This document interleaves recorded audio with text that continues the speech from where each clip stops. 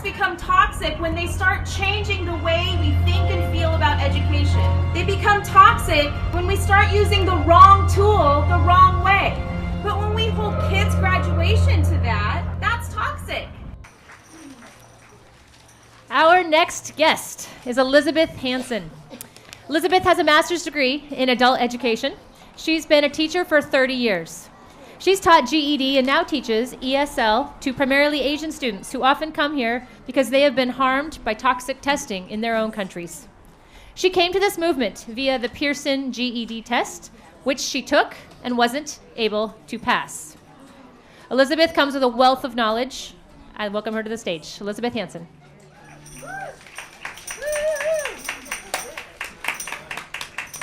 That was such a fabulous introduction. I can knock off about a minute and a half of my speech. Where do you begin? I love what everyone has said. This is a scam. College and Common Core Ready is a complete scam that's been hoisted on us since 1983 when Ronald Reagan said we were a nation falling behind. What he failed to tell us, which I've outlined in my book, which is for free online, what he and the government failed to tell us was that when they were measuring our kids in the public schools, they were measuring us against the rich kids in other countries who paid to go to high school. It's like matching apples to oranges. Funny thing, what happened next? Pearson comes into play and offers us the solution. So our kids are falling behind, but Pearson testing has the solution. How much money does Pearson earn every year from its United States, Canadian, and Mexican contracts? Does anyone know? How much do they make every year from their Mexican, United States, and Canadian contracts every year? $4 billion. Our tax dollars, we are scammed by this government, by these corporate reformers. We are scammed 24 days to midnight, or whatever you say, I forgot my idioms. Our tax dollars that go into everything that the K-12 teachers are doing are going right into Pearson's pocket, and we are being played for fools. I have evidence of this. I have evidence of this, how our economy has left us high and dry in this country. If you have children and all of them are college and career ready, is there a living wage job for every one of those super smart American college and career ready children? Yes or no?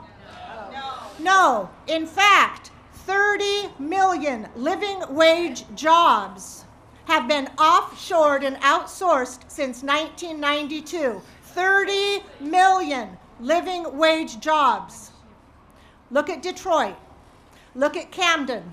Look at Philadelphia. And now ask yourself, what's going to happen when our government pushes through the TPP trade agreement with China and the Pacific Rim and the TTIP trade agreement with Europe? More jobs will be outsourced. How about if your kids go to college? Are they guaranteed a good living wage job when they get out, even if they're Common Core and career ready? No. In fact, half of college graduates are working at a job that is something they could have done without the college degree, yet they're $30,000 in debt.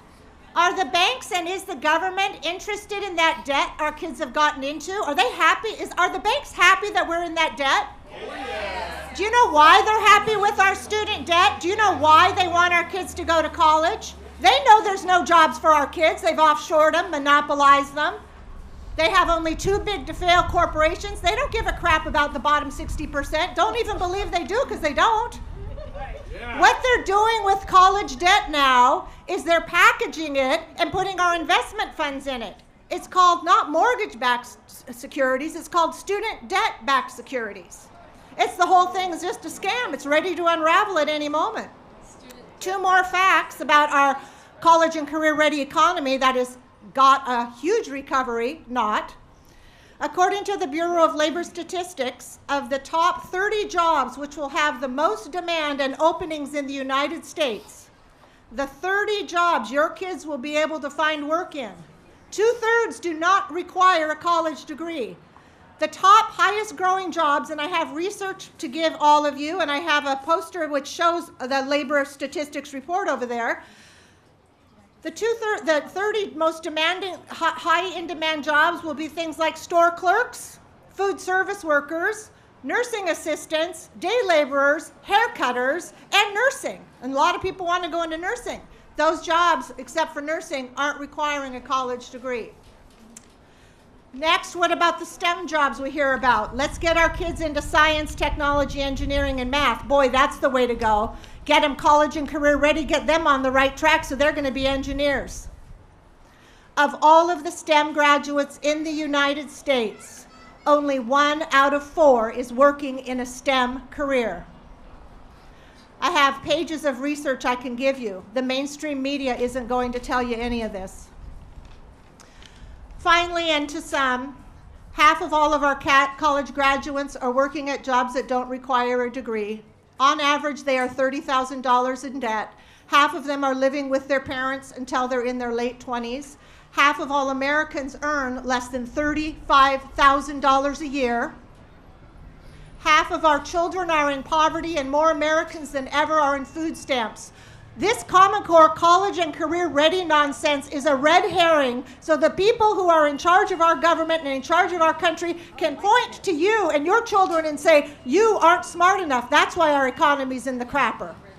It's a scam. Every time from now on, here's my ask. Every time from now on when you hear college and career ready, I want you to think of a slogan like Nike, just do it, or McDonald's, I'm loving it. Campbell's soup, good. How about Microsoft? Hilarious. Your potential, our passion. Give me a break, Gates Foundation.